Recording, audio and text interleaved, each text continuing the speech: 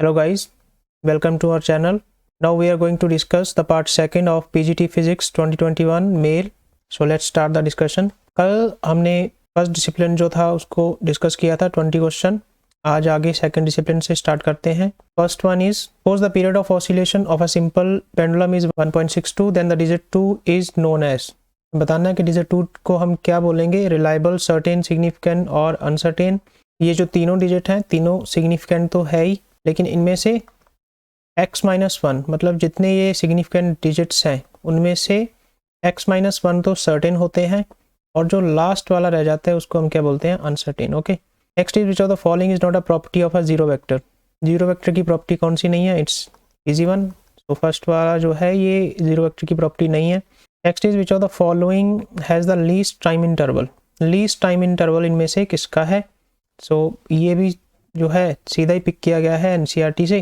तो यहाँ से देख लो, ये range and order of time intervals दिया गया है. यही में से इन्होंने ये 4 पिक किए हैं, उन्हीं में से हमें बताना है कि किसका जो टाइम इंटरवल है वो लीस्ट होता है. तो it's period of X rays. Okay, ये रेडियस वेव लिखा है, ये रेडियो वेव्स है. Next is dimensional analysis can be used to check the dimensional dash of the equations. It is consistency. Okay, एक इक्वेशन इधर दी है और दूसरी इक्वेशन इक्वल में इधर दी है, तो दोनों को देखना हो कि कंसिस्टेंट है कि नहीं, तो हम क्या एनालिसिस करते हैं उनकी डायमेंशंस को. Next is the ratio of the longest and the shortest length of the object in our universe is about.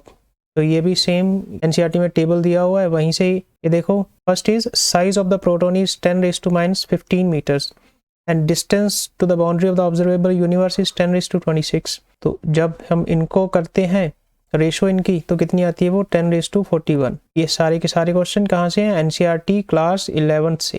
Next is the position time graph for an object moving with negative velocity. तो negative velocity हमें देखना है कि negative velocity वाला graph कौन सा है. तो जो भी डाउनवर्ड ग्राफ है that is the negative velocity. Next is direction of null vector. Always west, always east, can be specified. ये तो जो है नहीं हो सकते, तो direction of null vector cannot be specified. okay, next is which of the following has no dimensions. किसकी dimensions नहीं है? तो easy one, angle जो है उसकी dimension नहीं होती. next is a body is thrown with a velocity of 49 meter per second at an angle of 45 degree. Find the range. so we know a range is u square sin 2 theta by g. u is the velocity, it's 49, so we can calculate 49 multiplied by 49 into sin 2 theta. तो 2 theta करेंगे 45 को कितना बन जाएगा, sine 90 degree divided by g is 9.8 and calculating it comes out to be 245 metres. Next is what does the following graph indicates. ये क्या है? Negative में जा रहा है ग्राफ, तो it indicates motion in a negative direction with negative acceleration. Okay, next is the dimensional formula of force. Force is F is equal to m a. यहाँ से भी कैलकुलेट कर सकते हैं हम डायमेंशनल फार्मूला, और वैसे भी फोर्स का तो हम याद ही रखते हैं mL/t-2. Next is the advantage of the method of calculus for driving the equation of motion for constant acceleration is it can be used for motion with non uniform acceleration. Okay, calculus में हम ऐसे करते हैं ना कि area under the curve find करते हैं. 13th question है which shows the zero acceleration.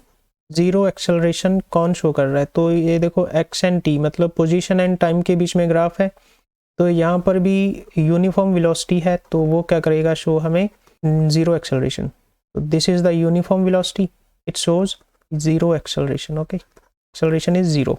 14th is the potential difference and the current is given as this one. For an electric circuit find the percentage error.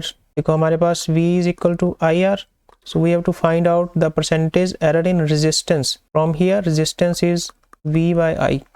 Percentage error हम पता करेंगे delta R by R into 100.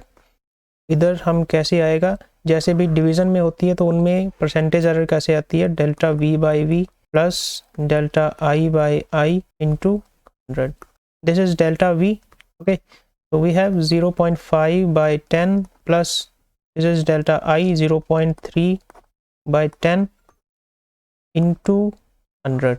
So from here the percentage error in resistance comes out to be 8%. okay, next is it is the time a person take to observe, think and act. तो उसको हम क्या बोलते हैं, reaction time. next is the magnitude of difference between the individual measurement and the true value of the quantity is called dash error of the measurement. it is called absolute error. Next, what does the following graph indicates? ये क्या है? Position and time के बीच में means के velocities का graph है ये v1 v2. ये क्या शो करता है? Position time graph of the two object with equal velocities. Next, the dimensional formula for the given equation is, तो यहाँ से हम फाइंड करेंगे कि क्या इनकी डायमेंशंस निकल के आती है. तो x इज अ पोजीशन, इसकी डायमेंशन क्या है? l. Next is velocity, velocity is lt-1, साथ में t है तो t. Next is 1/2 at square, तो 1/2 is a scalar, a is lt-2 and t square is time का स्क्वायर. तो ये कैंसिल हो गया, ये भी कैंसिल हो गया. तो यहाँ से बचा लेंथ, लेंथ और लेंथ. तो ये किसकी डायमेंशन आ गई? लेंथ की. Next is the value of r is, देखो ये दिया है a और ये वाला वेक्टर है b और यहाँ पर है r. तो ट्रायंगुलर वेक्टर एडिशन से हम कैसे पता करेंगे? ये वेक्टर अगर b है तो इसके ऑपोजिट में कौन सा वेक्टर होएगा? -b. तो from here the resultant is a minus b. Next is life span of the most unstable particle in the order of 10⁻24 second. ये भी सेम एक टेबल दिया हुआ है, उसी में से उठाया गया क्वेश्चन है. नेक्स्ट डिसिप्लिन 3, इसको भी डिस्कस कर लेते हैं. Approximate energy associated with thunderstorm is 10⁻15 joules. Thunderstorm का दिया हुआ है हमारे पास 10⁻15, इतनी एनर्जी एसोसिएटेड होती है थंडरस्टॉर्म में. ऐसे ही ये बाकी भी दिए हुए हैं, तो ये भी देख लेना, क्वेश्चन में आ सकते हैं कभी भी. Next question is who first projected the independency of the horizontal and the vertical component of projectile motion? It was done by Galileo. Next is which statement is true for the Newton's third law of motion? It's the term action and reaction in the third law may give wrong impression that action comes before reaction. Okay, ये जो statement है true है regarding Newton's third law, कि यहाँ से हमें ये भ्रम हो सकता है कि action comes before reaction. Before नहीं आता, एक्शन और रिएक्शन एट सेम टाइम आते हैं.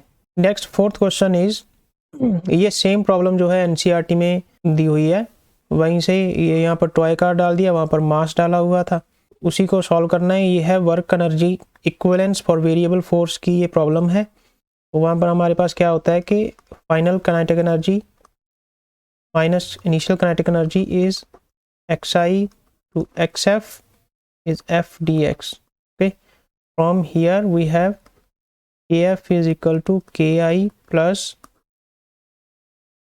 force is acting from 0.1 to 2.01 meters, 0.1 to 2.01. We have minus kx into dx. Solving it, the final velocity comes out to be 1 meter per second. Next is which of the following is not a property of a unit vector? It is present only in a particular axis. ये जो है wrong statement regarding the unit vector. It is used to specify direction only. Yes. Its magnitude unit. It has no dimension. ये सब statement true है. तो बचा कौन सा? ये a high rate of change of momentum will be ensured if there is high change in force. Next is what does centripetal means? Centripetal means center seeking. ये बिल्कुल NCERT में ऐसे ही बिल्कुल दिया हुआ है कि centripetal means center seeking. बिल्कुल लाइंस में से उठा के DSSB ने क्वेश्चन जो है वो डाले हुए हैं. Next is the kinetic energy of 3.5 into 10⁻5 kg of rain drop at terminal velocity is about. Kinetic energy का फार्मूला क्या होता है? 1/2 mv². From here we can calculate mass is 3.5 into 10⁻5 to v is 9 meter per second. Solving, the energy comes out to be 1.43 10⁻³ joules. Ninth question is for constant force and displacement the value of work done is maximum when the angle between them is, we know work done is fs cos theta, 360/4, it comes out to be 90 degree. तो कितना आया? π/2 radians. Which statement is false for spring constant? spring constant के regarding में कौन सी जो statement है वो रॉन्ग है? It's unit is newton metre. ये नहीं होता ना, f is equal to kx. From here k is f/m. तो यहाँ से कितना आएगा? न्यूटन पर मीटर इसकी यूनिट आनी चाहिए, लेकिन इन्होंने लिखा है newton metre, so this is wrong. Next is which is not important point about the second law of motion. Not an important. So this is the second law of motion is not a vector dependent law. 12th question is a car moving at 5 meter per second on a road takes a turn to circular road of radius 4 meter without decreasing its speed, the coefficient of static friction between the wheel and the road is 0.2. What will happen while car takes a turn? We know V is equal to root mu gr. Mu is coefficient of static friction, so solving mu is 0.2, g is 9.8 into r is, what is the radius? 4. Take this 10, solving comes out to be root 8. It is 2 root 2 and approximately अगर हम पता करेंगे तो ये 3 metre पर second आएगा। मतलब कि टर्न लेने के लिए मैक्सिमम वेलोसिटी कितनी हो सकती है? 3 मीटर पर सेकेंड, और इन्होंने कितनी दी है? 5 मीटर पर सेकेंड। तो इसमें से ज़्यादा है, इसका मतलब कार क्या कर जाएगी? स्लिप कर जाएगी। Who first gave the view that if body is moving, something external is required to keep it moving? It was given by Aristotle. 14th question is, in terms of acceleration, the state of rest and state of uniform motion are equivalent. In terms of acceleration, state of rest means the velocity is 0, and state of uniform linear motion, it means velocity is constant. तो दोनों में ही जो acceleration है वो क्या आएगी? 0. तो acceleration के अकॉर्डिंग क्या आएगा? इक्विवेलेंट दोनों ही।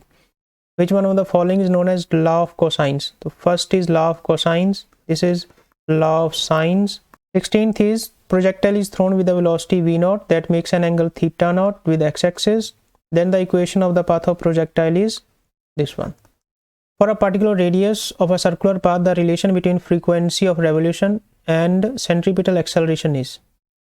यहाँ पर इसमें थोड़ा confusion है। AC proportional to nu इन्होंने दिया हुआ है, लेकिन हमें क्या होता है कि AC is omega square r and omega क्या होता है? 2 pi nu. So from here we can find that AC is 4 pi square nu square r and AC proportional to nu square. Okay, so answer should be the third one. 18th question is, who concluded that Milky Way derived its luminosity because of a large number of stars not visible to the naked eye? It was done by Galileo Galilei. 19th question is, let there be a vector A in a plane. Which of the following factors of A can't be specified? Its position. 20th is, 1 calorie is equal to 4.186 joule. ये पिछली बार भी question में paper में आया था और इस बार भी है। तो आज की हमारी डिस्कशन में यही था। हमने टोटल 40 क्वेश्चन डिस्कस कर लिए हैं और ये सारे के सारे ही एनसीईआरटी से है। कोई भी क्वेश्चन एनसीईआरटी 11th से बाहर नहीं है। फर्स्ट से लेके 8th जो चैप्टर हैं उन्हीं में से ये सारे के सारे क्वेश्चन आए हैं।